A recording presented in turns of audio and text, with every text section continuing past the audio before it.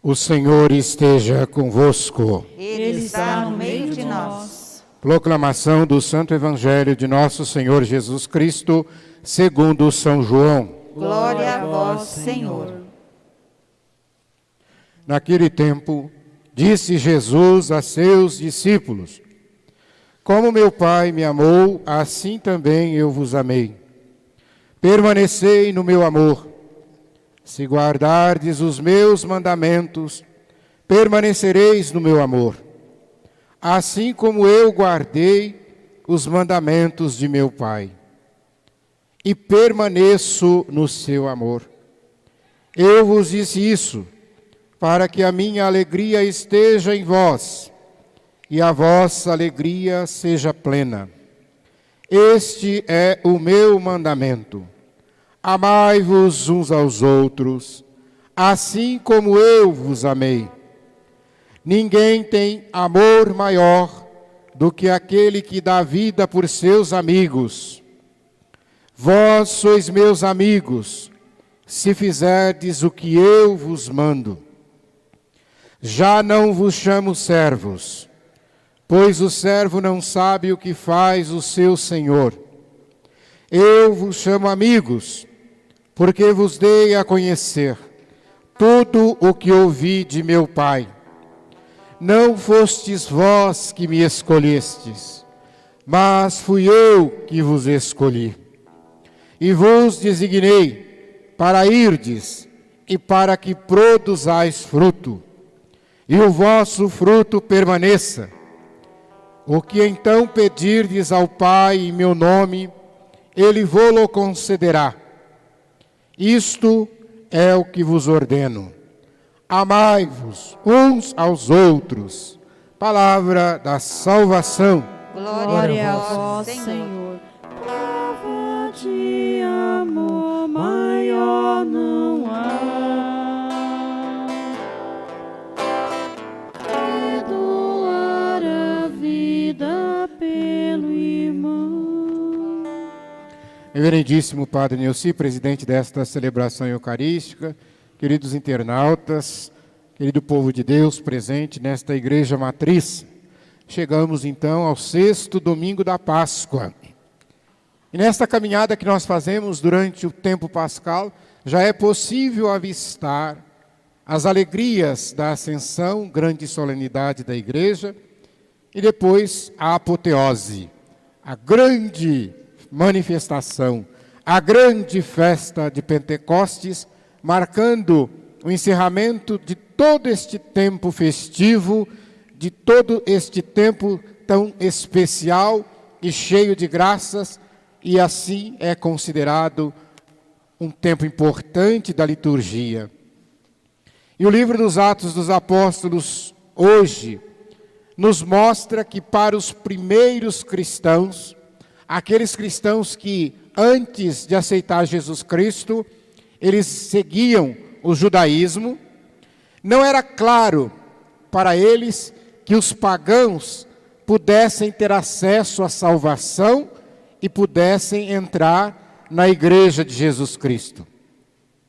A salvação oferecida por Deus, ela é para todos, homens e mulheres, sem exceção. Ela é oferecida.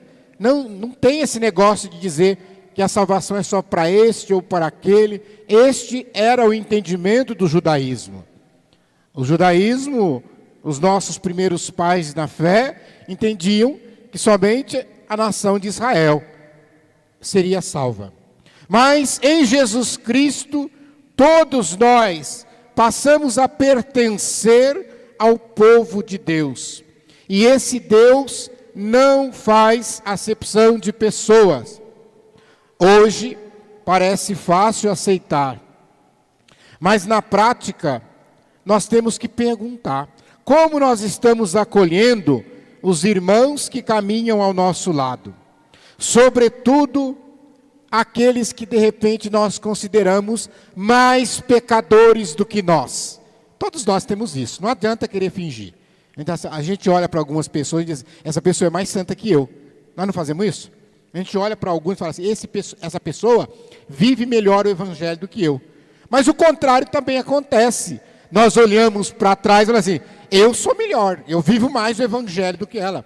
Porque eu vou na missa, porque eu faço caridade, porque eu honro a minha esposa, e ele não faz nada disso. Então, ou seja, aí neste momento, estes considerados pecadores, nós excluímos, nós marginalizamos, nós criamos preconceitos, nós somos intolerantes. Então essa é uma pergunta que nós temos que responder no dia a dia. Eu não vou citar nomes, mas bastam olharmos para as redes sociais nesta semana que passou. Qual foi a grande discussão entre tantos cristãos, não importa, com religião, sem religião? Qual foi a briga dessa semana? Se aqueles que faleceram, que eu não quero falar o nome, vão ou não vão para o céu? Seja porque era artista famoso, seja porque foi baleado lá no Jacarezinho, e aí a pergunta é, vai ou não vai para o céu? Não, não vai. Então já tem aqueles que já põem julgar. Esse não vai para o céu. Não, esse vai, esse não vai. Então, esta leitura está mostrando para nós, não julgue os outros só porque os seus pecados são diferentes do pecado dele. Porque essa mania a gente tem. A gente julga o outro porque a gente fala assim, os pecados que ele comete são piores do que os pecados que eu cometo. Interrogação bem grande para você responder. Será que é mesmo? Porque na primeira carta de São João, que lemos hoje, e esse trecho está também na liturgia das horas, no ofício das leituras, ele diz que o amor vem de Deus, porque Ele é amor. Então a mais completa definição que nós podemos ter de Deus é esta expressão, esta frase, Deus é amor. Não existe nada que defina melhor Deus do que isso. Nós podemos, é claro, louvar a Deus, cantar a Deus, vários outros qualificativos. Deus é poderoso, Deus é onipotente, Deus é luz, Deus... Eu posso falar um monte de coisas para louvar a Deus. Mas nada se compara quando eu digo que Deus é amor. E o amor, meus irmãos, entre nós não é secundário. Essa leitura ensina isso. Porque tem gente que pensa que é secundário. Não, ele não é secundário, não. O amor entre os irmãos é essencial, é obrigatório. Se quiser saber se alguém tem verdadeira comunhão com Deus, basta olhar como ele ama o irmão. Porque Jesus, nessa leitura, é muito claro. O amor cristão não é seletivo. Eu amo o magrinho, não amo o gordo. Eu amo o rico, não amo o pobre. Eu amo o branco, não amo o preto. Eu amo o índio, não amo... Não, o amor de Deus não é seletivo. Ele não exclui. Meus irmãos, amai-vos uns aos outros como eu vos tenho amado. É o imperativo. Não é uma opção. Jesus não disse para nós, se vocês quiserem, vocês podem amar como eu amo vocês. Não. Jesus disse, amai, é imperativo. Para quem estuda português, saber o que significa imperativo. É uma ordem que Jesus está dando para nós. Não é opção, não tem limites, não tem exclusão. É um amor de oblação, é um amor de entrega, sem reservas, principalmente com os irmãos. É exigência cristã, para que nós não sejamos hipócritas. E a medida desse amor é que ele não tem medida. A medida do amor cristão é não ter medida. E depois, se amar o próximo como a nós mesmos, como está lá no Antigo Testamento, nas tábuas da lei, parece difícil. Imagina amar o próximo como Jesus nos ama. É muito mais difícil. Eu sempre repito, guardem esta diferença.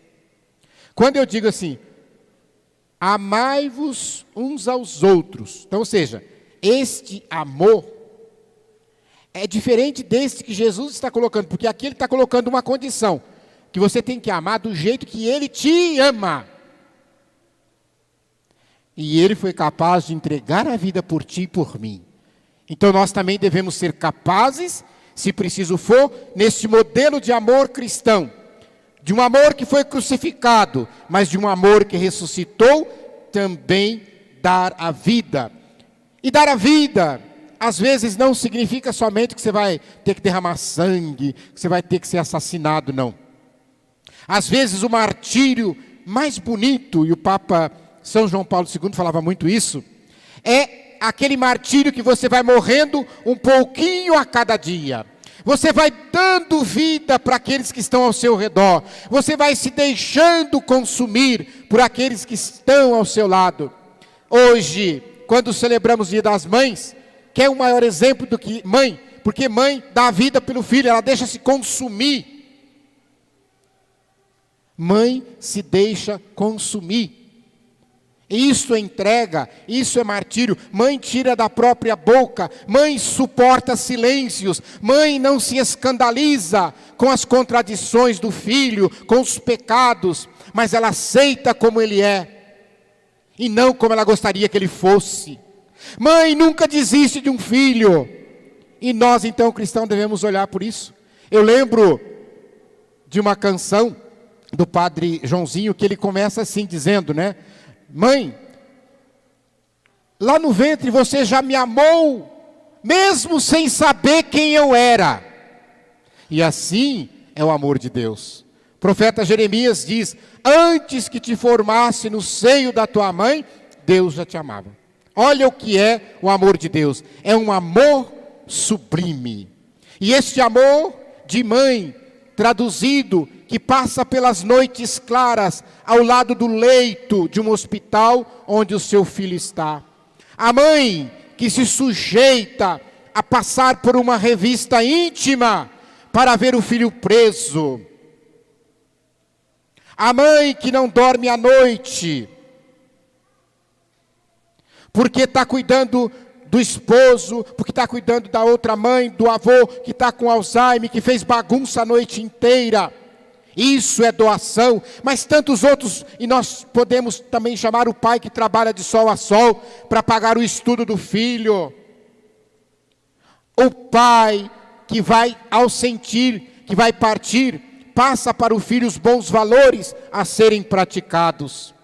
Assim como Jesus, percebendo que seus discípulos já estavam sentindo a hora da ascensão, a hora da partida, então Jesus senta com eles e começa a falar de uma saudade que ainda não tinha chegado. Ele vai preparando com sinais concretos da sua presença. Ele vai conferindo a eles a missão do querigma, do anúncio até os confins da terra.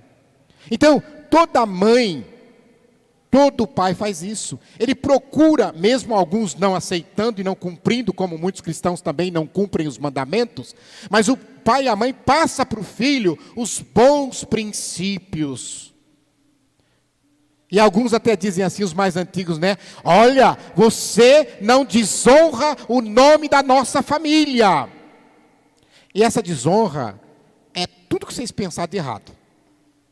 Porque eu não sei em Santa Catarina, né, padre? Mas aqui pelos interiores, nossa, aqui de São Paulo, era muito comum, por exemplo, quando um filho fazia uma coisa errada, né? Se o filho foi pego furtando, ou se o filho foi levado para a delegacia, pela polícia, etc. e tal, o pai e a mãe dizia, desonrou a família. Esse ato, você desonra a nossa família. Então, Jesus também nessa preocupação, estava passando para os apóstolos, para que eles então não desonrassem a sua palavra, para que eles não desonrassem o seu sacrifício de cruz. E este mandamento chegou a nós, mas chegou a nós de forma suave, quando ele diz, amai-vos uns aos outros, como eu vos amei. Porque Jesus sabe que se nós amarmos uns aos outros, como ele nos ama, não vamos deixar de cumprir os mandamentos, não vamos fazer coisa errada. Um padre, Eduardo McNamara, diz assim, né, que Jesus, por amor, deixou o céu e desceu nesta terra. E aqui esta terra, ele não foi bem recebido. Eles o trataram com desprezo. Mas mesmo assim, por onde ele passou fazendo bem, pregando, curando, ensinando as pessoas. E por amor, ele afrontou os sofrimentos durante as horas da sua paixão. Por amor, ele nos deu de presente a Eucaristia, o sacerdócio e esse belíssimo mandamento do amor. Por amor, ele abriu seu lado na cruz e nos ofereceu perdão. Por amor, ele nos deu Maria Santíssima como mãe. Por amor, ele fundou a igreja, ele nos deu o sacramento. Por amor, ele nos deixou santos e santas como modelo. Só quem ama é capaz de entregar tudo que tinha. Por amor, ele por fim nos envia o Espírito Santo, que será a cara do amor de Deus, é o Espírito Santo com seus dons. Cristo nos ensinou então que a medida do amor, como ele nos amou, portanto, não tem medida. Este amor divino construi famílias esplêndidas, unidas.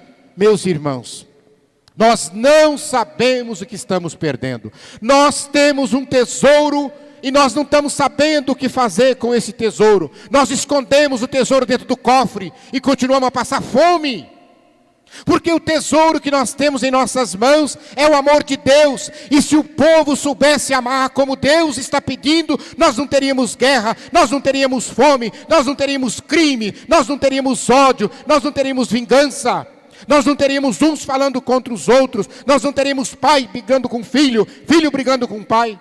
Como a gente vê todos os dias, nós não estaríamos querendo matar os nossos irmãos com ódio. E esse amor do qual nós falamos, eu repito, não é um amor qualquer. Não é o amor que namorado cacareja para namorada. Não é o amor, né, que a gente fala assim, né, os namorados cacarejam como o Paulo do galinheiro nas suas ingenuidades. Não é amor de garotinho que para ganhar uma bala, um chocolate, diz para o pai e para a mãe, mamãe eu te amo, mas ele nem sabe o que está falando. Ele sabe que se ele falar isso, ele ganha o chocolate. Este amor de Deus não é o amor que muitos maridos sussurram para conseguir relações íntimas, sem amor com a esposa. Não é amor que dá para receber em troca. O amor cristão é outra coisa, e suas características estão enumeradas na primeira carta de São Paulo aos Coríntios, no capítulo 13, que todos nós estamos cansados de ler e de conhecer, mas que infelizmente, às vezes, nós não praticamos. Vamos pedir a Deus, neste dia de liturgia tão rica, neste dia de celebrar a mãe, que é símbolo do amor, pedir a ela, a Virgem da Conceição Aparecida, que nos ajude a sermos melhores, que nos ajude a compreendermos o que é o amor cristão. Louvado seja nosso Senhor Jesus Cristo. Para sempre seja louvado.